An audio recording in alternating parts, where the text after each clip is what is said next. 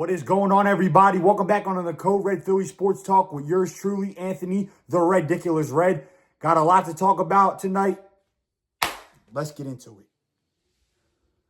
The Eagles win a nail-biter 31-25 over the Bucs. Jalen had a decent game, went 15 for 24 with 130 passing yards and 2 touchdowns. Rushing-wise, had 9 carries for 62 yards. Like I said, decent game for Jalen. Not the best. Could have been better, but still a decent game. Saquon struggled yet again. Had only 9 carries for, I believe, 43 yards. Wasn't the best game for him. Did have that 1 touchdown. And it was a big one because it ultimately won us the game. Receiving-wise, he had 4 receptions with 31 yards with a total of 74 all-purpose yards. Like I said, he hasn't really gotten that big game yet, but eventually he will because he's Saquon. Eagles really didn't have a lot of action in the passing game. They had what? Dallas Goedert, 4 receptions, 37 yards. Saquon, 4 receptions, 31 yards. Devontae Smith, 2 receptions, 29 yards. Calcaterra, 1 reception for 16 yards. John Mechie, 2 receptions for 10 yards. And A.J. Brown, only 2 receptions for only 7 yards. That's not what I expected from A.J. Brown. I thought he would have had a lot better game than what he had today, but that wasn't the case. And we had a total of 15 receptions for 130 yards between 6 receivers. So like I said, not the best day as far as catching and run go. Now, in the first half, we were on fire. To start the game, on defense-wise, Cameron Latou. Who the hell is Cameron Latou? Anyways, he blocks the punt. Sidney Brown takes it all the way for a touchdown. Whoa! We go up 7-0, baby. Then the next drive, we go on an 8-play, 73-yard drive, and Jalen caps it off with a little 2-yard shovel pass to Dallas Goedert to put us up 14-0. Let's go, baby. Then a little over midway point into the second quarter, we once again, this time go on a 6-play, 67-yard drive. And once again, Jalen shovel passes it to Dallas Goedert to put us up 21-3. And then both teams exchange field goals before the end of the half.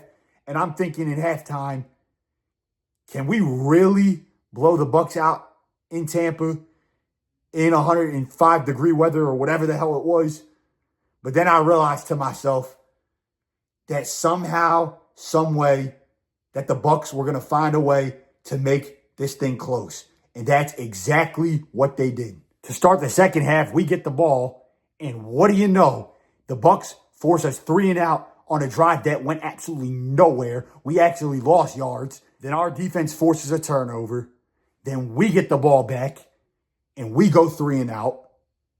And then they come in the next drive, and I just had a bad feeling in my stomach that they were going to go down and score on the first play of the drive. What do you know? Baker Mayfield scrambles to his right, throws it right through, and it somehow gets through Campbell, right into Yakuba's arms, and he takes it right to the house to get the Bucs right back into the game. And I'm like, oh, God, here we go. And that made the score 24-13 and got the Bucs right back in the game. That wasn't until a couple of drives later. On 1st and 10, Bucky Irving fumbles the ball. And mind you, the Bucs hadn't fumbled all year or turned the ball over all year until that one play. But nonetheless, he fumbles the ball. Jalix Hunt forces it. Kelly Ringo recovers it. And the Eagles go right down the field and capitalize and score on a 3rd down fake tush push pass to Saquon Barkley as he takes it in for the touchdown to make it 31-13. And I'm thinking, I can breathe a little bit. But that wasn't Baker Mayfield yet again. Airs it out deep downfield, and Bucky Irving takes it for a 72-yard touchdown. And then we go 3 and out once again, and the Bucs get the ball back and score a field goal to cut the lead to 31-23. And then we get the ball back and do nothing again.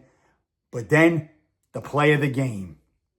On 1st and 10, in our own territory, Baker Mayfield scrambles to the right and throws it. I don't even know why he threw this ball, but nonetheless, he throws it. Reed Blankenship makes the tip, and kudos to him for making that tip.